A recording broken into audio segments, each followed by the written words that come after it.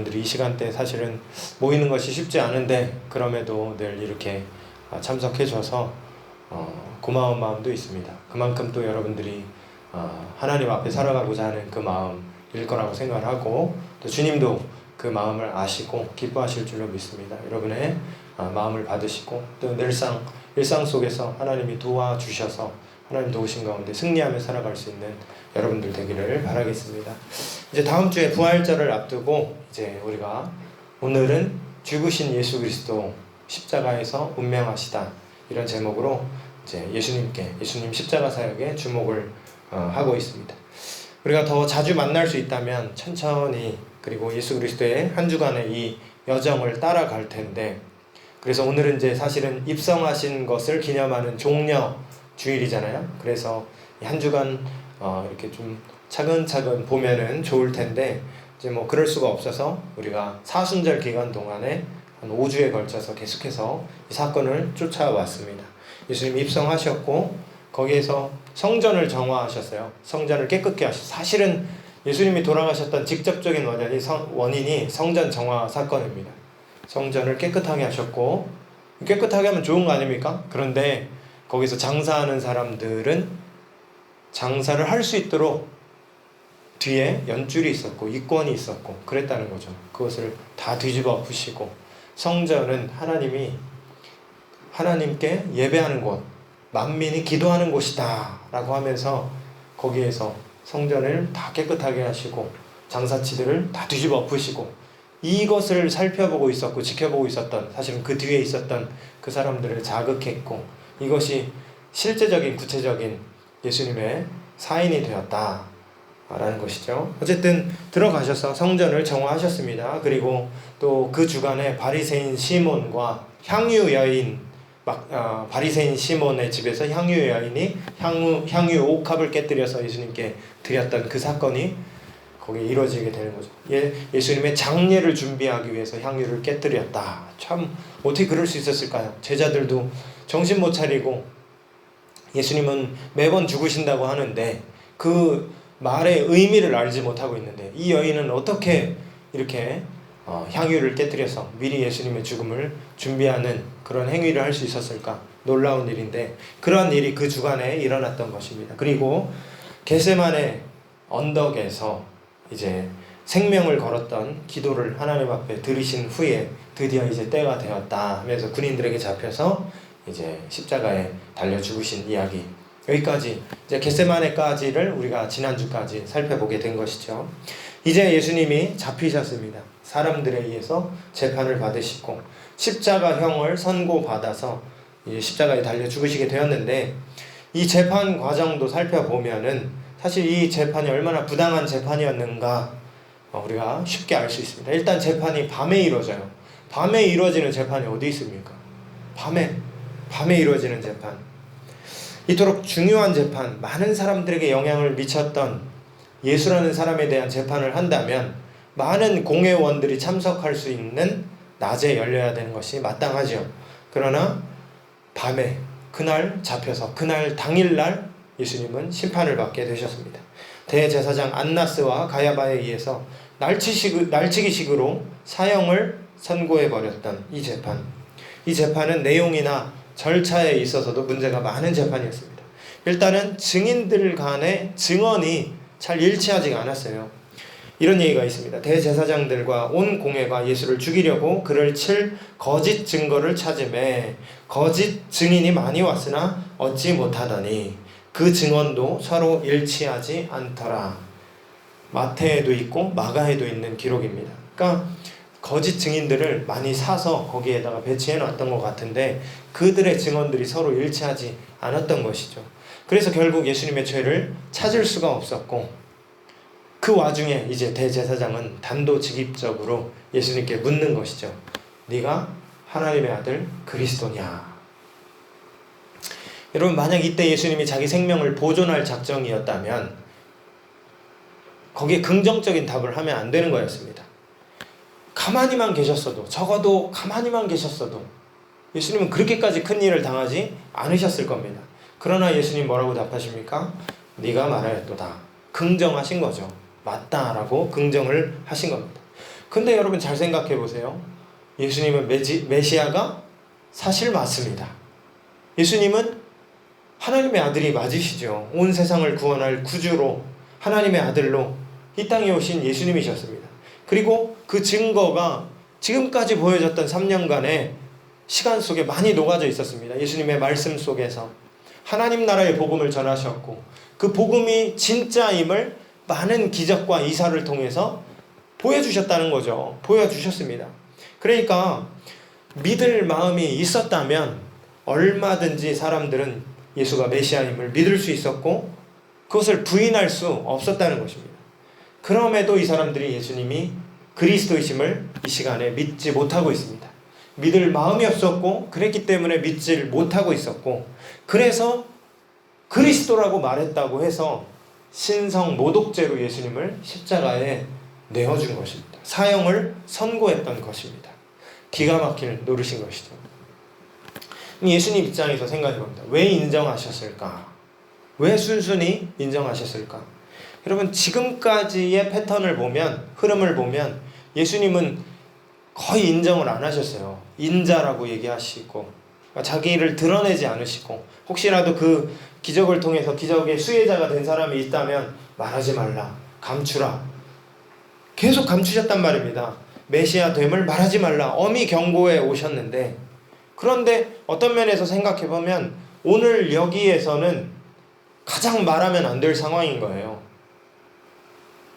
오늘 여기에서는 지금까지의 패턴처럼 계속 여기서도 말하면 안 되시는 때인 것인데 그렇게 말하면 자기의 생명이 위태로울 것인데 여기에서는 이상하게 예수님이 네가 말하였도다 말씀하시면서 자신의 메시아됨을 순순하게 인정하는 모습을 보여주고 계신다는 것이죠. 왜 그러셨을까? 이제 때가 된 겁니다. 이제는 때가 된 것이죠. 지난 3년간 제자들이 성장했습니다. 제자들이 많은 것을 알게 된 것이죠. 예수님이 하나님 나라의 복음을 많이 말씀하셨고 제자들이 그것을 습득하게 됐습니다. 그리고 수많은 이적과 기적의 증인들이 생겼습니다. 제자들도 그것을 보았고 자기 손에서 떡이 떼어졌는데 5,000명이 먹는 놀라운 일들이 일어나는 것에 증인들이 됐다는 거예요. 무엇보다 그들은 예수님께서 하늘에서 오신 하나님의 그리스도이심을 알고 고백을 하게 된 것이죠. 그러니 이제 예수님은 다시 하나님께 돌아갈 수 있게 된 것입니다. 어떤 면에서 아직 제자들이 부족합니다. 부족하죠. 아직도 두려워하고 믿음이 없다, 꾸지람을 받는 그러한 사람들입니다. 그러나 예수님은 가실 수 있습니다. 왜 그러냐? 예수님이 가시면 또 다른 보혜사이신 성령이 오실 터이니 이 나머지 부분들은 성령께 맡겨두고 이제 아버지께로 갈 수 있게 됐다라는 것이죠. 그러나 이제 마지막 한 가지 일이 남아 있습니다. 갈 수 있지만 마지막 한 가지 일, 이것까지 예수님은 성취하고 가시는 겁니다. 무엇이냐? 모든 이들에게 구원을 여는 그 길. 자신의 생명을 희생하더라도 다른 모든 이들을 살릴 수 있는 그 일. 사랑하는 제자들에게 생명을 주고 또 제자의 제자로서 앞으로 앞길을 걸어갈 많은 사람들에게, 많은 성도들에게 구원의 길을 여시기 위해서 예수님은 지금 십자가를 향해 한 걸음 한 걸음 나가고 계셨다는 것이죠. 이 십자가 과정에서도 사실 많은 일들이 있었습니다. 복음서 기자들은 이 마지막 일주일의 사건을 소상히 기록해 놨습니다. 마가복음만 하더라도 여러분 마가복음의 절반은 조금 안 되지만 거의 3분의 1보다 훨씬 더 되는 그만큼이 마지막 일주일의 기록에 분량을 할당하고 있습니다. 그만큼 복음서 기자들은 예수님의 3년 사역 가운데 마지막 이 일주일이 굉장히 우리가 주목해야 된다라는 그런 의미로 이것을 기록해 둔 것인데 우리가 이것을 소상히 예배 시간에 다 다룰 수가 없습니다. 그래서 아쉬움이 있습니다. 우리 지난 5주간에 다뤄왔지만은 아직도 우리가 할 얘기가 많이 남아있고 참 그게 시간적인 제약이 있어서 아쉬움이 있습니다. 아무쪼록 여러분 이제 다음 주에 부활절인데 한 주간을 보내면서 아까 우리가 기도한 것과 같이 이 한 주간을 잘 보내시고 말씀도 묵상하시고 하면서 이 기간에 무슨 일이 일어났는지 그 일의 의미가 무엇인지 잘 한번 살펴보시면서 하나님의 은혜를 얻는 복된 이 시간 될 수 있기를 간절히 소원합니다. 오늘 이제 27장 말씀을 봤는데 첫 번째 한번 얘기 나눠보고 싶은 주제는 뭐냐 하면 우리 예수님이 우리를 위해서 수치와 모욕을 당하셨다는 거예요. 수치와 모욕을 당하셨다. 여러분, 예수님은 하나님의 아들이셨죠. 하나님의 아들이십니다. 하나님은 그것을 만천하에 보여주셨습니다. 십자가상에서조차 그것을 드러내십니다. 예수님의 십자가상 머리에 팻말이 하나 붙었어요. 팻말이 하나 붙었는데 거기에 뭐라고 써있느냐, 유대인의 왕 예수, 이렇게 붙여놓은 겁니다. 유대인의 왕 예수. 군인들이 붙였겠죠. 조롱할 목적으로 붙였을 겁니다. 그러니까 역설적인 거죠. 왕이라고 했던 사람인데 이렇게 십자가에 달려있다니, 조롱할 목적으로 그렇게 팻말을 써서 붙인 겁니다. 그런데 하나님은 이것까지 사용하셔서 정말로 그가 유대인의 왕이시고 온 세상의 왕이신 그리스도이심을 모든 사람들이 볼 수 있도록 하신 것입니다. 여러분, 이 언어가 요한복음에 보면 3개의 국어로 쓰여 있었다라고 써 있어요. 요한에만 써 있습니다. 라틴어, 당대에 많이 쓰던 라틴어와 또 아람어, 원래 히브리 사람들의 말, 그리고 헬라어로 쓰였습니다. 정말로 이 하나님의 의도하신 작품이 아닐까요? 진짜 예수는 그리스도이셨던 겁니다. 유대인들의 왕이셨던 것이죠. 그것을 하나님께서는 사용하셔서 온 천하에 예수님이 왕이심을 드러내셨다는 겁니다. 여러분, 예수님은 수치와 모욕을 당하셨습니다. 우리가 예수님의 고난을 이야기할 때, 십자가를 얘기할 때 예수님의 고통에 대해서 이야기를 많이 합니다. 그리고 죽음, 그 끔찍함에 대해서 얘기를 많이 합니다.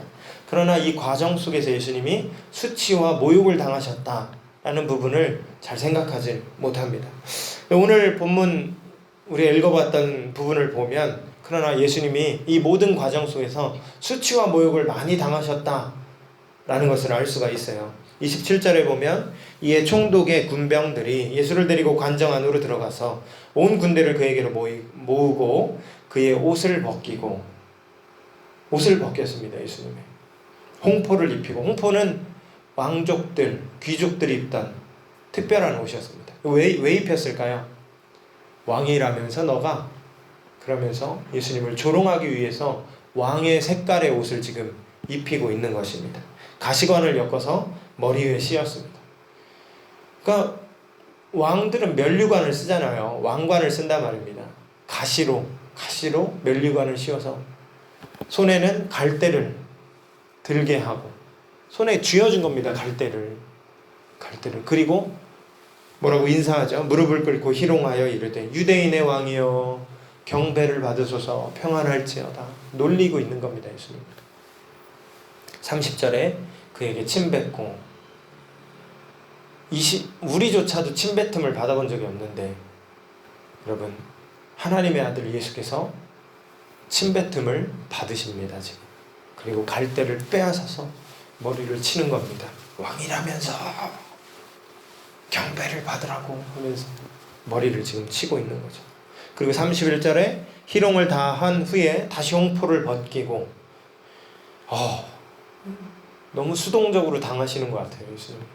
반항도 하나 안 하시고 다 그걸 당하시고 계셨다는 거죠. 여러분, 십자가가 수치의 극치예요. 사실 십자가에 달리실 때 사실은 나체로 달리시게 됩니다. 그리고 십자가 자체가 수치였습니다. 이 십자가를 얘기할 때 고통을 우리가 많이 생각을 하지만, 당대에는 십자가에 달린 자는 수치스러운, 정말로 치욕스러운, 저거는 진짜 손가락질 받아야 될 아주 못된 사람이야 라는 뜻이 십자가에 달렸다라는 뜻이었습니다. 그런 십자가형에 우리 예수님이 처해진 것이었죠. 여러분, 예수님이 당했던 수치와 모욕은 사실은 죄의 수치와 모욕이었습니다. 여러분, 죄가 더러운 거고 죄가 수치스러운 거예요. 그걸 알고 계십니까? 우리 잘 못 느끼죠. 죄를 지면 죄송하다는 마음이 들지만 죄가 수치스럽다는 걸 잘 생각을 못 합니다. 죄는 수치스러운 겁니다. 죄를 지면 수치스러운 거, 너무 발가벗긴 것처럼 수치스러운 게 죄인이 된 그것인데, 여러분, 예수님이 당해야 했던 수치와 모욕은 죄의 수치와 모욕이었고, 그 수치와 모욕은 사실 우리의 죄의 수치와 모욕이었다는 것이죠. 우리가 그렇게 죄를 져서 수치스럽고 모욕스러운 사람들이었다는 거예요. 그리고 예수님은 그것조차 감당하시기 위해서 자신이 수치와 모욕을 십자가에서 다 당하셨다는 거죠. 그래서 우리의 명예가 회복된 겁니다, 여러분. 그래서 우리가 다시 자랑스러운 하나님의 아들, 딸들이 될 수 있었던 거예요. 우리의 명예를 회복시켜 주시고 우리를 다시금 저 부끄러운 것에서 수면 위로 하나님 존전 앞으로 끌어내시기 위해서 예수님이 그 수치의 자리로 내려가셨다는 것이죠. 왕이 우리를 위해서 수치를 당하셨습니다. 두 번째 함께 나눠보고 싶은 얘기는 예수님이 못 박히셨다는 거예요. 못에 박히셨다는 거죠. 이 십자가 이야기할 때 많은 사람들이 처형의 고통에 대해서 이야기를 많이 합니다. 끔찍한 형벌이었다고 하잖아요. 이미 많이 듣고 그 정보에 대해서도 어느 정도 알고 계실 거라 생각합니다.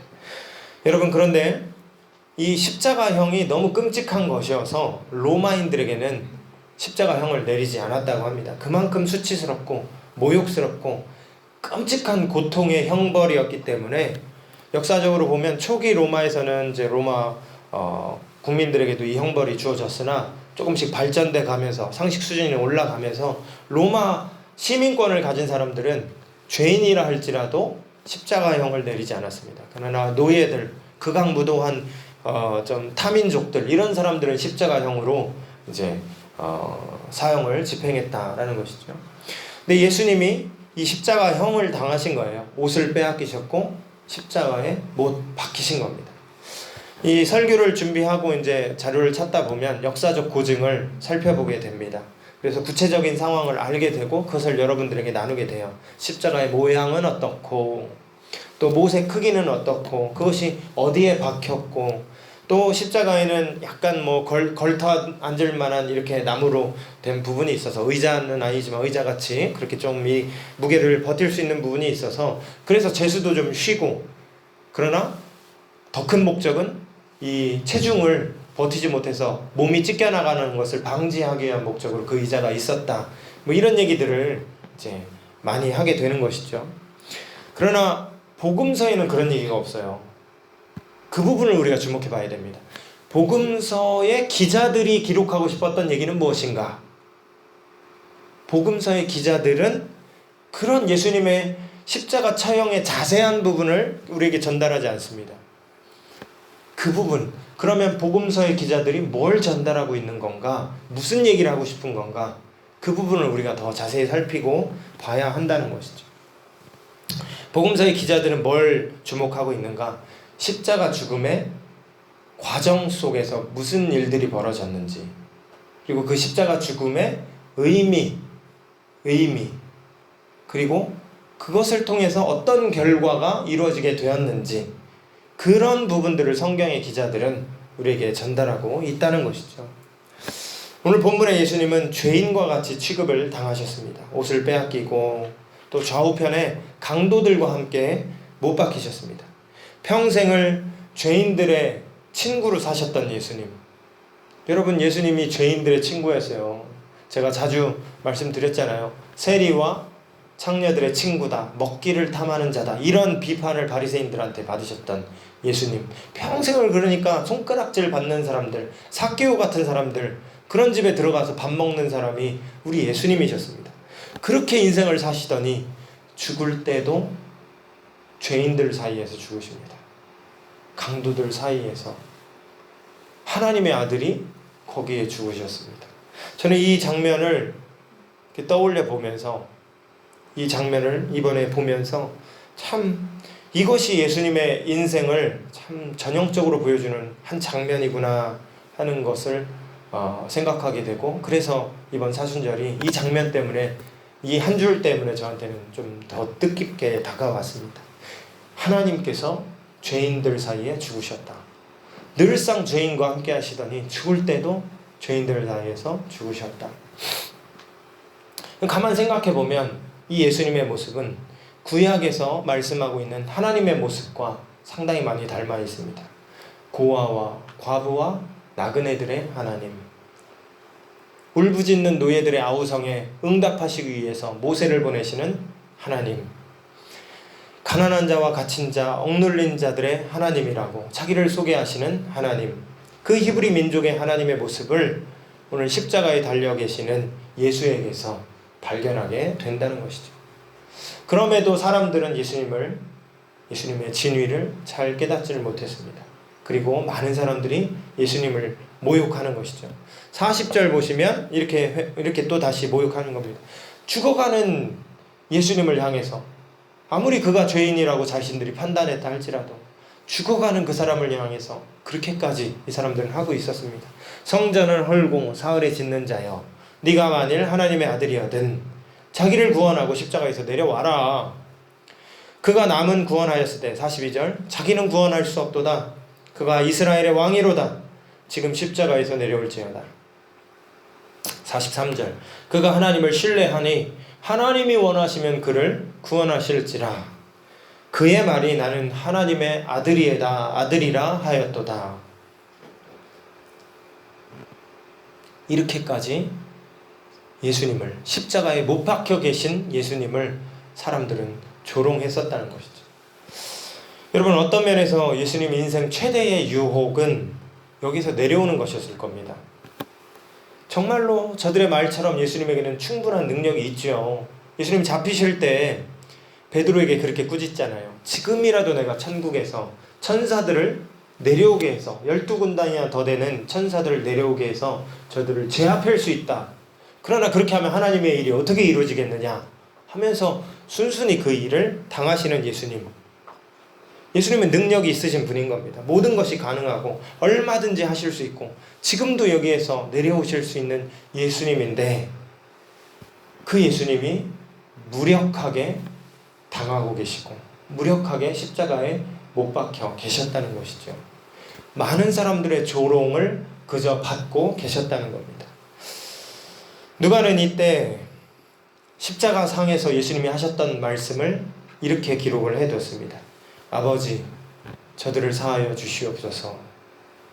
자기들이 하는 것을 알지 못함이니이다.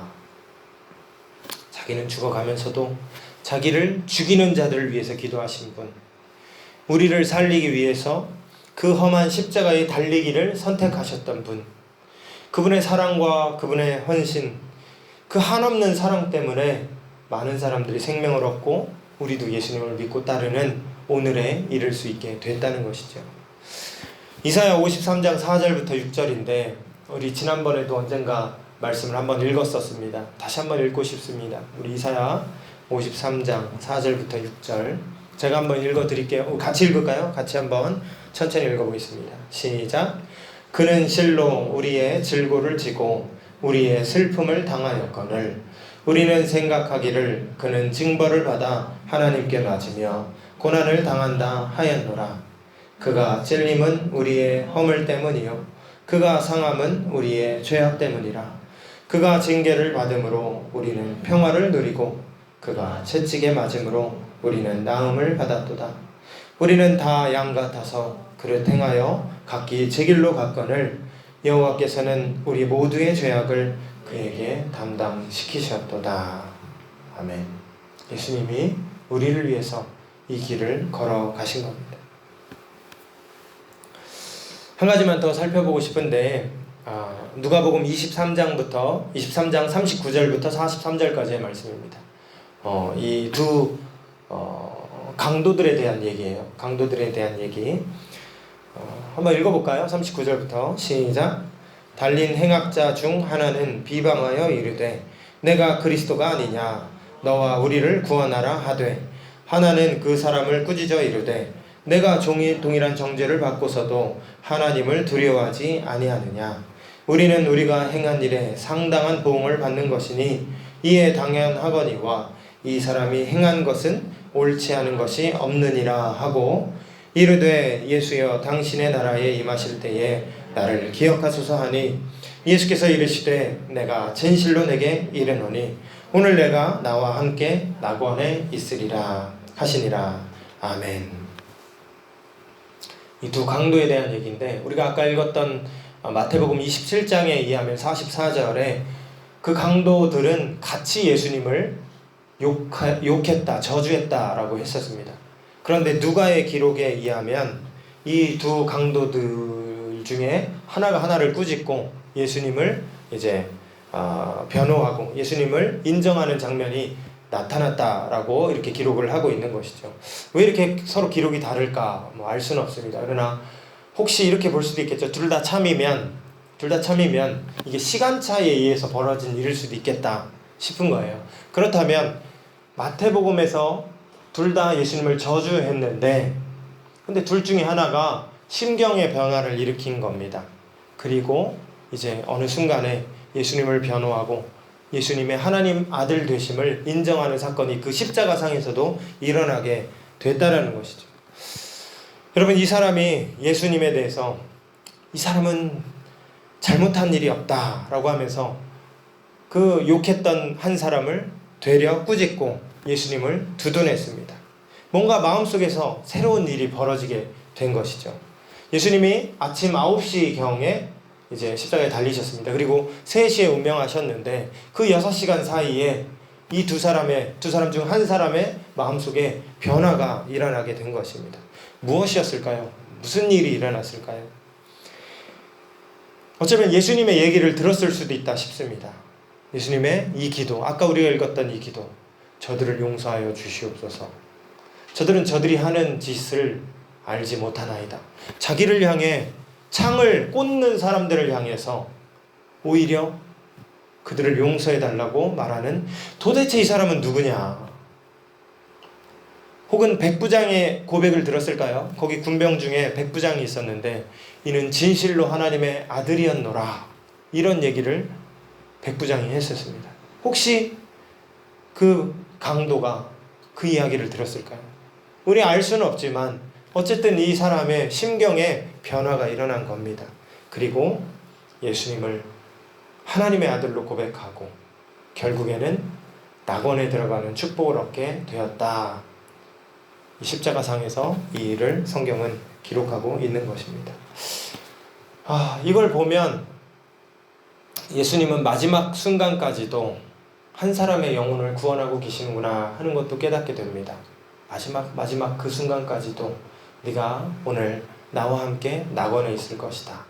이 사람은 그 한마디 잘했기 때문에가 아니라 자신의 죄를 주님 앞에 고백하고 또 하나님의 자비에 호소하며 예수님이 하나님의 아들 되심을 고백한 것이었습니다. 그때 영생을, 구원을 보장받았다라는 것을 성경은 우리에게 말씀하고 있는 것이죠. 여러분, 예수님이 십자가에 달리셨습니다. 저와 여러분을 구원하시기 위해서 제자들을 사랑하셨다라는 것을 정말로 말로만이 아니라 증명해내시고 구원의 길을 여시기 위해서 예수님은 십자가에 달려 죽으신 것입니다. 저와 여러분을 위한 그 십자가 사랑을 기억하며 한 주간도 잘 보내시길 바라고, 그 십자가의 깊은 사랑 가운데 하루하루 승리하며 살아갈 수 있는 저와 여러분들 수 있기를 간절히 소원합니다. 우리 같이 기도하도록 하겠습니다.